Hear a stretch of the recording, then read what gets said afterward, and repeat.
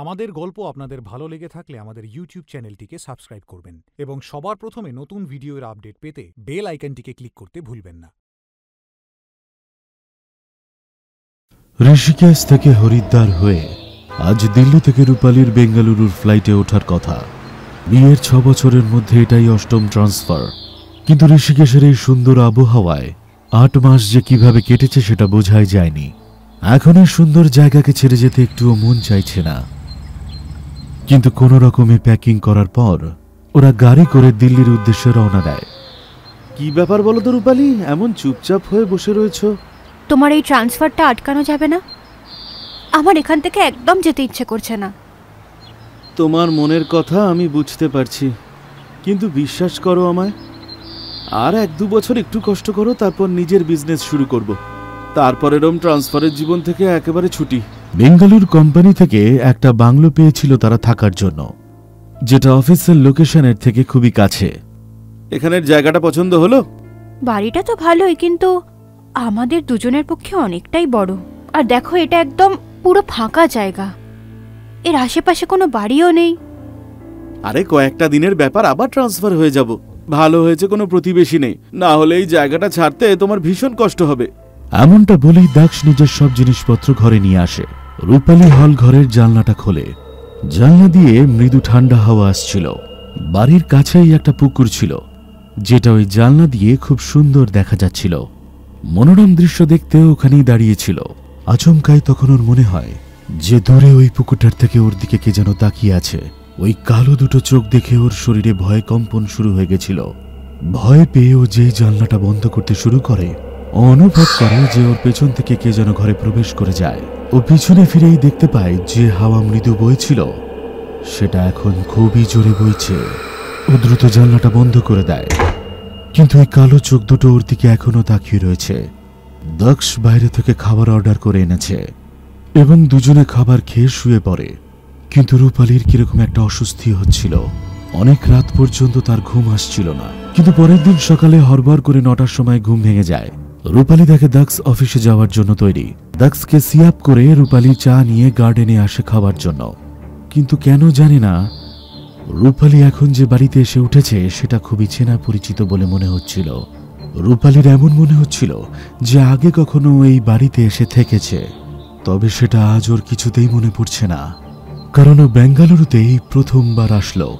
রূপালী এই বাড়িটাকে নিয়ে এমন চিন্তা করতে শুরু করলো যে ওর খেয়ালই ছিল না কখন সকাল থেকে সন্ধে হয়ে গেছে এবং দক্ষ অফিস থেকে ফিরে এসেছে। বারবার কলিং বেল দেওয়া সত্ত্বেও যখন রূপালী দরজাটা খোলে না, তখন দক্ষ এক্সট্রা কি দিয়ে দরজা খুলে ওই বাড়িটার ভেতরে ঢুকে যায় এবং সে দেখে যে সব কাজ পড়েই রয়েছে। ও তখন রূপালীকে খোঁজবার জন্য বাগানে গিয়ে পৌঁছয়। রূপালী তখনও ওই বাড়িটার দিকে তাকিয়ে।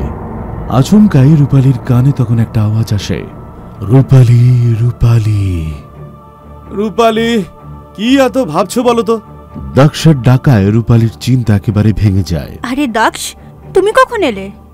আর আমি তো গেটও খুলিনি, তুমি এখানে কি করে? এমনটা বলে রূপালী আবার পেছনের দিকে তাকায়, কিন্তু সেখানে আর কোনো ধোঁয়া ছিল না। কি হয়েছে বলো তো? কিসের চিন্তায় হারিয়ে গেছো? কতবার আমি কলিং বেল দিলাম, তুমি তো একটু উত্তর দিলে না। বলো না কি হয়েছে? আসলে আমি আচ্ছা ছাড়ো এসব। তুমি ধোসা খেতে ভালোবাসো তো? আমি অফিসে গিয়ে জানতে পারলাম আমাদের পাশেই একটা ভালো ধোসার দোকান আছে, যেখানে নাকি দারুণ ধোসা বানায়। চলো আজ আমরা দুজনে ওখানে গিয়ে ধোসা খাবো। রূপালীর কিন্তু সবকিছুই ভালো লাগছিল না। রূপালী উদাস মনে বলে ওঠে, দক্ষ, আমার কোথাও যেতে ইচ্ছে করছে না। তুমি আমার খাবারটা প্যাক করে নিয়ে এসো। এটা কোনো কথা? ধোসা তো গরম গরম খায়। তাড়াতাড়ি চলো গিয়ে খেয়ে আসি, বেশিক্ষণ লাগবে না। অনিচ্ছার পরেও দক্ষের কথায় রাজি হয়ে রূপালী ধোসা খেতে বেরিয়ে যায়। ওইটার কি 2টো ধোসার অর্ডার দিয়ে দুজনে ধোসা খাওয়ার জন্য অপেক্ষা করছিল। কিন্তু ধোসা কাটের ওই লোকটা রূপালীর দিকে নজর যায়। ও রূপালীকে দেখে একেবারে অবাক হয়ে যায়। ও নিজের চোখে কিছুতেই বিশ্বাস করতে পারছিল না যে ও যা কিছু দেখছে সেটা সত্যি না স্বপ্ন। অবাক হয়ে ও রূপালীর দিকে তাকিয়ে রয়েছে। তখন রূপালী বলে ওঠে, ভাইয়া, ধোসা ইধার লাইয়ে। রূপালীর কণ্ঠস্বর শুনে কার্টের ভেন্ডার বুঝতে পেরে গেছিল যে এখন ওর সামনে বসে রয়েছে সে রূপালী নয়, মীনাক্ষী। যেহেতু রূপালী হিন্দিতে বলেছিল, তাই দক্ষ কিছুই বুঝতে পারেনি তখন। রূপালী, তুমি এক্ষুনি কি বললে? আমি কি বললাম? আমি তো কিছু বলিনি। কাঠের ভেন্ডার রূপালীর জন্য নারকোল চাটনি নিয়ে আসে এবং বলে, আমি জানতাম তুমি ঠিক ফিরে আসবে। আর দেখো, তুমি ফিরে এসেছো মীনাক্ষী। আজও তোমার জন্য অপেক্ষা করছে। দাদা, তোমার মনে হয় কোথাও একটা ভুল হচ্ছে। এ মীনাক্ষী নয়, এ হলো রূপালী। আরে চুপ করো, তুমি এসব কিছুই জানো না। মীনাক্ষী মুগ্ধ তোমার জন্য সারা বছর অপেক্ষা করেছে। ও তোমার জন্য ওই দোলনায় বসে থাকতো। ও মরে যাওয়ার সময় ওর চোখ দুটো শুধু তোমারই অপেক্ষায় ছিল। আজ মনে হয় ওর অপেক্ষার অবসান হয়েছে। তুই ঠিক বলেছিস মুগ্ধ, তোর মীনাক্ষী আজ এসে গেছে। মীনাক্ষী এসে গেছে মানে? রূপালী, চলো এখান থেকে। মনে হচ্ছে কোনো পাগল ঠাগল হবে। দক্ষ তাড়াতাড়ি ওখান থেকে রূপালীকে নিয়ে চলে যায়, কিন্তু না জানি রূপালী যাবার সময় মনে হয়েছিল ওই কাঠের ভেন্ডারের কথাগুলো ঠিক। তাই রূপালী আবেগে বলে ওঠে, মিতু, ও তো আমার জন্য অপেক্ষাই করছিল। হ্যাঁ, কিভাবে ভুলবো তোমাদের দুজনকে। আমার বাবার এই ঠেলা গাড়ির দোকান থেকেই তোমাদের দুজনের বন্ধুত্ব হয়। তুমি নারকেলের চাটনি তখনও পছন্দ করতে, আর আজও। মিতু, মিতু, আমার মিতু। রূপালী, এসব কি বলছো তুমি? চলো তো এখান থেকে যাই আমরা। দক্ষের কণ্ঠস্বর শুনে রূপালী আবারও বর্তমানে চলে আসে। কি হয়েছিল আমার? দক্ষ, তাড়াতাড়ি বাড়ি চলো, মাথা ব্যথা করছে আমার। দক্ষের সাথে রূপালী বাড়ি ফিরে আসার পরেও ওর চিন্তা কাটছিল না। দক্ষ তারপর বাথরুমে যায়, আর অন্যদিকে রূপালী বিছানায় বসে। আর তখন রূপালীর কাঠের ওই ভেন্ডারের কথা মনে পড়ছিল, তার সাথে তার মাথা ব্যথাও করছিল। এত কিছু চিন্তার মধ্যে পুরনো দিনের কথাগুলো মনে পড়ছিল, আর কানের সামনে সেই আওয়াজগুলো ভেসে আসছিল। মীনাক্ষী, মিনু। রূপালী ওই আওয়াজটার উপরেই ধ্যানমগ্ন। আওয়াজটা যেন তাকে আকর্ষণ করে ডেকে নিয়ে যাচ্ছে। ও হাঁটতে হাঁটতে অনেকটা দূর এগিয়ে যায় এবং আওয়াজকে অনুসরণ করে অবশেষে ছাদে চলে যায়। তখন বেশ জোরে হাওয়া বইছিল।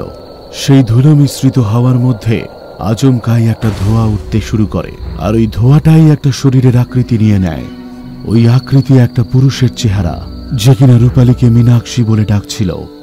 হাওয়ায় চারিদিকে একটা লাশের গন্ধ ভেসে আসছিল, আর রূপালী তখন অদ্ভুত এক সম্মোহনের ঘেরাটোপে আইসে ওই পুরুষ চেহারার দিকে এগিয়ে চলেছিল। ওর তখন কোনো দিকে ধ্যান জ্ঞান ছিল না। ওই অদ্ভুত আওয়াজ অনুসরণ করে রূপালী ছাদের রেলিং এর উপর দাঁড়িয়ে, মিতু, মিতু, আমি আসছি তোমার কাছে, আমার মিতু। এমনটা বলতে বলতে রূপালী ছাদের রেলিং থেকে ঝাঁপ দেয়, কিন্তু আচমকাই দক্ষ তার হাতটা ধরে ফেলে এবং রূপালীকে টেনে উপরে তুলে নিয়ে আসে। যখনই ও টেনে রূপালীকে উপরে তুলে নিয়ে আসে, আরো জোরে হাওয়া বইতে শুরু করে। ধুলো ভরা ওই আবহাওয়ায় একটা পুরুষের ছায়া দক্ষের কাছে আসে এবং এক হাত দিয়ে দক্ষকে উপরে তুলে ছুঁড়ে নিচে ফেলে দেয়। তুমি কি মনে করেছিলে আমার মীনাক্ষীকে তুমি দূরে সরিয়ে দেবে? কোনোদিনও পারবে না। মীনাক্ষীকে আমি আমার নিজের জগতে নিয়ে যাব। এতদিন অপেক্ষায় ছিলাম, এখন ওকে নিজের সাথে নিয়ে গিয়ে নিজেই মুক্ত হব। আমাদের দুজনের মাঝখানে আসবে না, না হলে আমার থেকে খারাপ আর কেউ হবে না। আজ আমি এখান থেকে চলে যাচ্ছি, কারণ শুধু দিনের বেলাতেই মীনাক্ষীকে আমি এখান থেকে নিয়ে যাবার চেষ্টা করতে পারি। তাই আমি কাল আবারও আসবো, তখন আর তুমি আমায় আটকাতে পারবে না। আমি আসবো, ফিরে আবার আমি আসবো। আমাদের গল্প আপনাদের ভালো লেগে থাকলে আমাদের ইউটিউব চ্যানেলটিকে সাবস্ক্রাইব করবেন এবং সবার প্রথমে নতুন ভিডিওর আপডেট পেতে বেল আইকনটিকে ক্লিক করতে ভুলবেন না।